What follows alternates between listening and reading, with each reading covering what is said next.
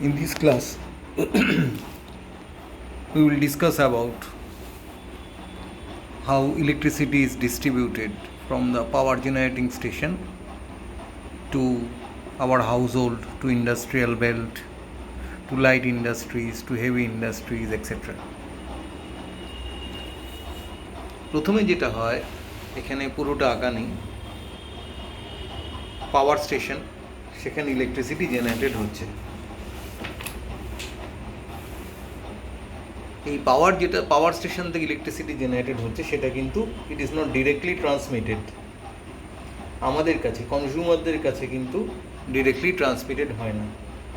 এখানে একটা 11 কিলোভোল্ট দেখানো আছে, কিন্তু এটা যে 11 কিলোভোল্টই হবে তার কোনো ব্যাপার নেই। এটা 220 কিলোভোল্টও হতে পারে, এটা 11 থেকে 25 কিলোভোল্ট অবধি হতে পারে। এখানে 11 কিলোভোল্ট দেখানো রয়েছে। তো এটা অনেক লং ডিস্টেন্স ট্রাভেল করে, এরকম বড় বড় পোল রয়েছে, এখান থেকে অনেক ডিস্টেন্স ট্রাভেল করে, ইট মে হান্ড্রেডস অফ কিলোমিটার্স। তো সচরাচর এই যে ডিস্ট্রিবিউশন, যেটায় তোমার 11 কিলোভোল্ট রয়েছে বা 25 কিলোভোল্ট রয়েছে, তো যেটা সাবস্টেশনে কানেক্ট করছে, যেটা পাওয়ার স্টেশন থেকে সাবস্টেশনে কন্ট্যাক্ট করছে, এই যে লাইন,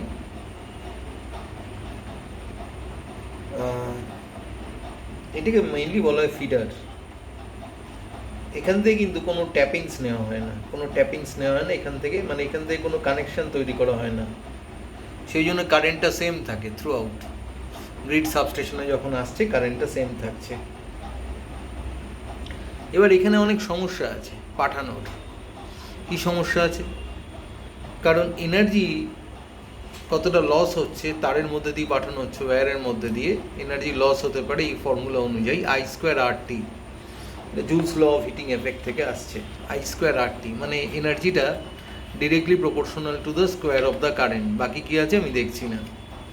তাহলে আমি যদি হাই কারেন্ট পাঠানো হয় এই লাইনে, অনেকটাই এনার্জি লস হয়ে যাবে in the form of heat. সেইটাকে প্রিভেন্ট করার জন্য হাই ভোল্টেজে পাঠানো হয়।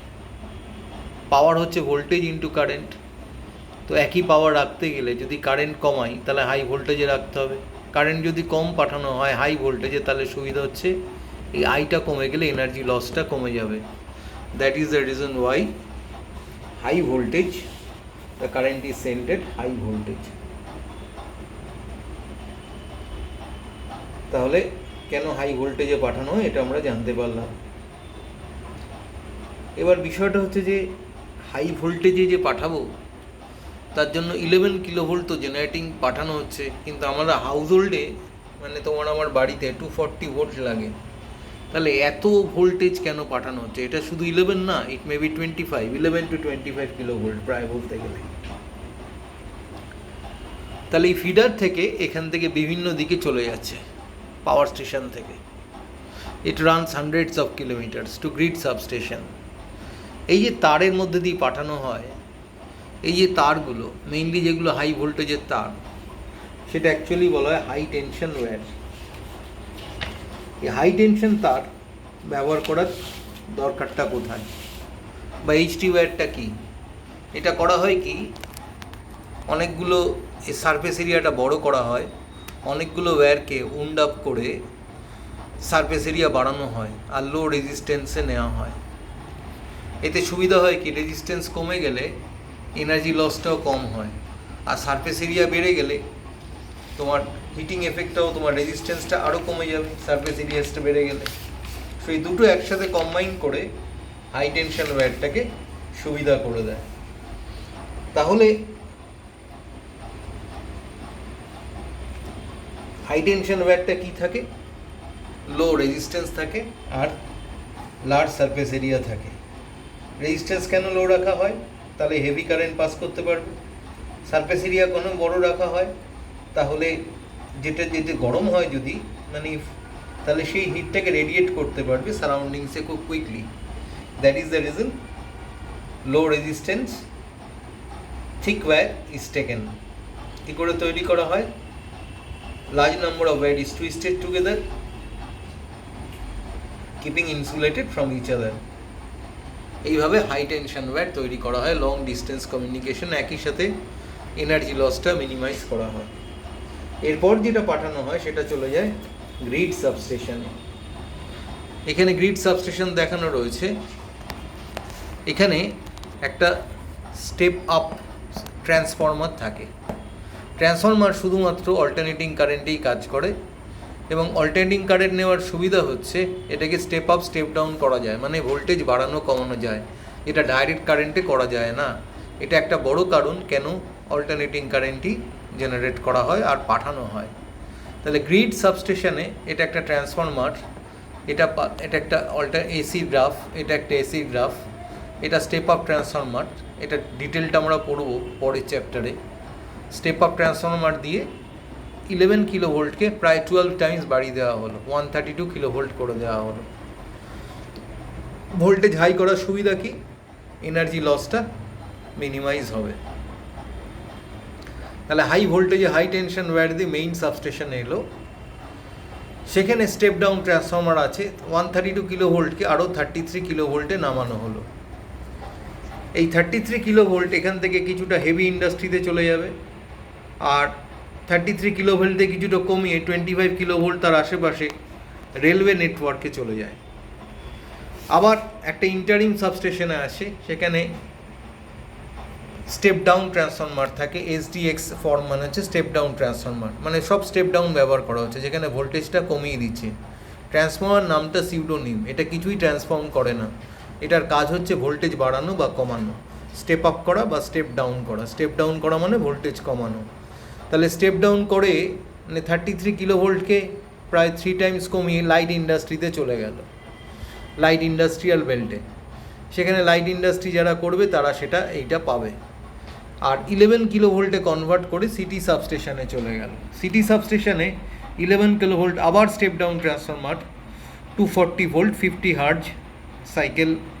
এইটা সিটি বা ভিলেজ কনজিউমারে কেবল ওয়্যারের মধ্যে দিয়ে, এগুলো সব পোল, ইলেকট্রিক পোল দেখেছো রাস্তায় থাকে, সেখান থেকে সোজা চলে যাচ্ছে তোমার আমার বাড়িতে।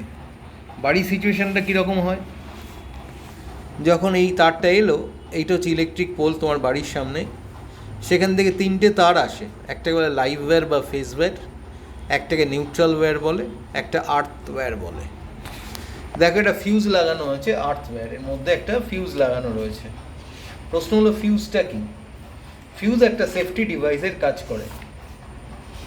ফিউজটা কীরকমভাবে সেফটি? এটা অ্যাকচুয়ালি তৈরি হয় অ্যালয় অফ লেড আর টিন। এর মেল্টিং পয়েন্ট লো থাকে আর স্পেসিফিক রেজিস্ট্যান্স হাই থাকে। মেল্টিং পয়েন্ট লো থাকার দরুন এটা সামান্য গরম হলেই মেল্ট করে যেতে পারে, দিয়ে সার্কিটটাকে ব্রেক করে দিতে পারে। আর স্পেসিফিক রেজিস্ট্যান্স হাই থাকার দরুন মানে একটু টেম্পারেচার হাই হলেই চট করে এটা বড় হয়ে যায়। এবার প্রশ্ন হলো কখন এটা মেল্ট করে যাবে? সেটা নির্ভর করবে কারেন্ট রেটিংয়ের উপরে। দেখবে আমাদের সুইচ বোর্ডে যে ছোট ছোট সুইচগুলো আছে, সুইচ বোর্ডে প্রত্যেক সুইচ বোর্ডেই একটা করে ফিউজ লাগানো আছে, আবার মেইন সার্কিটেও একটা ফিউজ আছে। তো মেইনলি ফিউজ ওয়্যারগুলো আমাদের লোকাল, আমাদের তোমার আমার বাড়িতে 5 অ্যাম্পিয়ার বা 15 অ্যাম্পিয়ারের হয়। দেখবে গিজার বা রেফ্রিজারেটর যে কানেকশান থেকে নেওয়া হয়েছে তার সুইচগুলো একটু বড়, ওগুলো 15 অ্যাম্পিয়ারের। আর অন্য যে সুইচগুলো দেখবে ছোট, এগুলো 5 অ্যাম্পিয়ারের। এবার তার মানে কি, এই ফিউজের মধ্যে দিয়ে যেটা বাড়িতে আছে তোমার ছোট 5 অ্যাম্পিয়ার কারেন্ট ক্রস করে গেলে পরে ওটার মেল্টিং পয়েন্ট লো বলে, আর স্পেসিফিক রেজিস্ট্যান্স হাই মানে কারেন্ট ফ্লোতে বাধা দেবে। তাতে কী হবে? গরম হয়ে যাবে। আর গরম হলে পরে কী হবে? 5 অ্যাম্পিয়ারের কাছাকাছি কারেন্ট ফ্লো করলে পরেই মেল্টিং পয়েন্টটা লো বলে চট করে মেল্ট করে যাবে, মেল্ট করে সার্কিট ব্রেক করে দেবে। সার্কিট ব্রেক করলে কী হবে? হাই কারেন্ট ফ্লো করলে পরে ইলেকট্রিক্যাল অ্যাপ্লায়েন্স বা ইলেকট্রনিক অ্যাপ্লায়েন্সেসগুলো ড্যামেজ হওয়ার সম্ভাবনা ছিল, সেগুলো আর হবে না। তো তার মানে কি, the fuse is essential in the power circuit, কারণ if the current is overloaded মানে total power connected in the circuit যদি এক্সিড করে যায় পাওয়ার লিমিট অফ দ্য সার্কিটকে, তখন কী হবে? Excessive current will flow in the circuit, the live wire may get damage. এবার প্রশ্ন হলো ফিউজটাকে লাইভ ওয়্যারে কেন লাগানো হয়েছে? ফিউজটাকে কেন লাইভ ওয়্যারে লাগানো হয়েছে।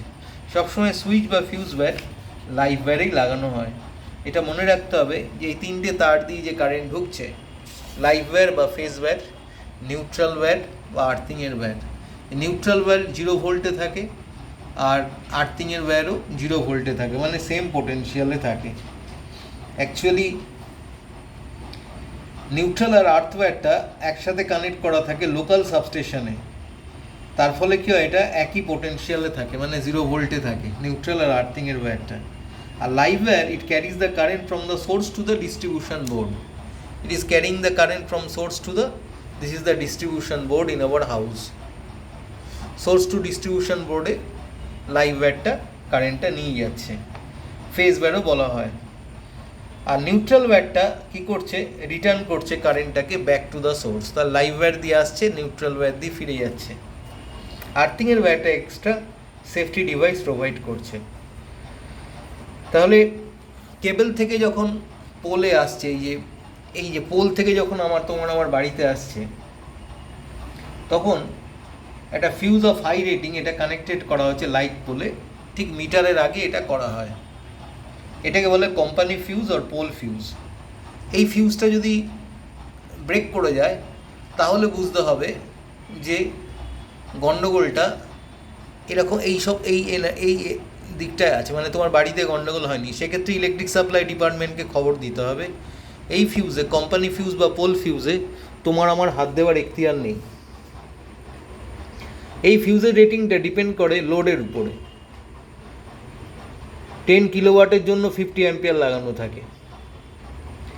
আর কিলোওয়াট আওয়ার মিটার, বাড়ির সামনেই দেখবে কিলোওয়াট আওয়ার মিটার লাগানো রয়েছে। এখানে তুমি কতটা ইলেকট্রিসিটি কনজাম্পশন করছো তার রিডিং এখানে চলে আসে। তুমি যদি কিলোওয়াট আওয়ার, এর আগে চ্যাপ্টার আমরা পড়েছি, যদি সারা মাসে যদি 500 কিলোওয়াট আওয়ার কনজিউম করো, তার যে দাম ইলেকট্রিক সাপ্লাই ডিপার্টমেন্টকে তোমাকে প্রোভাইড করতে হবে। তো সেখান থেকে এবার আমাদের মেইন সুইচে চলে যায়। মেইন সুইচটা এখানে ঠিক করে আঁকা নেই। মেইন সুইচ থেকে চলে যায় আমাদের ডিস্ট্রিবিউশন বোর্ডে। ডিস্ট্রিবিউশন বোর্ডে প্রত্যেক জায়গাতেই আমাদের একটা করে ফিউজ লাগানো থাকে। সেটা নিয়ে আমরা ডিটেল আলোচনা করব রিং সিস্টেম বা ট্রি সিস্টেম যখন করব তখন। মিটার থেকে কানেকশানটা করা হয় মেইন সুইচে, আর এটা আর্থিং করা থাকে। দেখো কিলোওয়াট আওয়ারের কাছে একটা আর্থিং করা থাকে।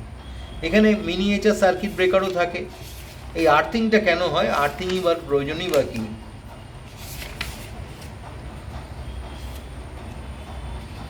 আর্থিং এখানে কেউ একটা মোটা কপার ওয়্যার, যেই জায়গাটায় ইলেকট্রিক সাপ্লাই দেখবে, যেই জায়গাটায় আমাদের কিলোওয়াট আওয়ার মিটার আছে, ওখান থেকে একটা মোটা কপারের ওয়্যার মাটির নিচে চলে যায়। মাটির তলা একটা ঠিক কপার প্লেটের সাথে এটা কানেক্টেড করা থাকে। সেখানে মিক্সচার অফ চারকোল আর সল্ট থাকে। একটা হলো পাইপের মধ্যে দিয়ে কপার ওয়্যারটাকে নিয়ে যাওয়া হয়। মোটামুটি 50 সেন্টিমিটার ইন্টু 50 সেন্টিমিটার ওয়েল্ড করা হয় lower end of the copper রডকে, আর একদম বাড়ি করা হয় একদম মাটির তলায় চারকোল আর সল্টের একটা পেস্টে, একটা গুড কন্ডাক্টিং লেয়ার তৈরি করার জন্য। আর এই জায়গাটা ড্যাম্প রাখা হয়, যদিও জল আমরা দিই না, কিন্তু টাইম টু টাইম ওর মধ্যে জল দেওয়া উচিত। তাতে কি একটা কন্ডাক্টিং লেয়ার তৈরি হয় প্লেটের সাথে গ্রাউন্ডের। তো কোনো রিজনে যদি শর্ট সার্কিটিং হয়, শর্ট সার্কিটিং মানে হচ্ছে যদি এক্সেসিভ কারেন্ট ফ্লো করে লাইভ ওয়্যার দিয়ে, এটা আর্থ ওয়্যার দিয়ে আর্থে চলে যাবে, লোকাল আর্থিং হয়ে যাবে। তাতে কী হবে, কোনো ড্যামেজ হবে না। এই লোকাল আর্থিংটা খুব ডিপ, এখান থেকে ছোট ছোট প্রশ্ন আসে। তো সেখান থেকে চলে যায় টোটাল ডিস্ট্রিবিউশন নেটওয়ার্কে। এইভাবেই জিনিসটা অপারেটেড হয়। তো নেক্সট ডে আমরা পড়বো, এখানে আমরা পড়লাম ফিউজ। আরেকটা জিনিস, এই ফিউজের যে রেটিং, ঘরে 5 অ্যাম্পিয়ার বা 15 অ্যাম্পিয়ার ফিউজের রেটিং কিন্তু সামান্য আলাদা। প্রত্যেকটা ফিউজের একটা কারেন্ট রেটিং আছে, এটা খুব important. Current rating of fuse বার করবো আমরা এই ফর্মুলা দিয়ে। P = VI, কারেন্ট রেটিং হবে P/V, মানে total power of the appliances in the circuit by voltage of the supply. সেখান থেকে কারেন্ট রেটিং বার করব। এটা ইলেকট্রিক বাল্ব মোটামুটি তোমার কারেন্ট ড্র করে 0.27 অ্যাম্পিয়ার। হ্যাঁ, রেফ্রিজারেটর 0.68, তারপর ইলেকট্রিক আয়রন প্রায় 4.5, গিজার 7-এর উপরে, তো এই জন্য এগুলোর মোটামুটি 15 অ্যাম্পিয়ারের সুইচ লাগানো থাকে এবং 15 অ্যাম্পিয়ারেরও রেটিংয়ের ফিউজ থাকে। প্রশ্ন আসে what is the important of fuse rating, তো সেগুলো নিশ্চয়ই উত্তর দিতে পারবে এবারে।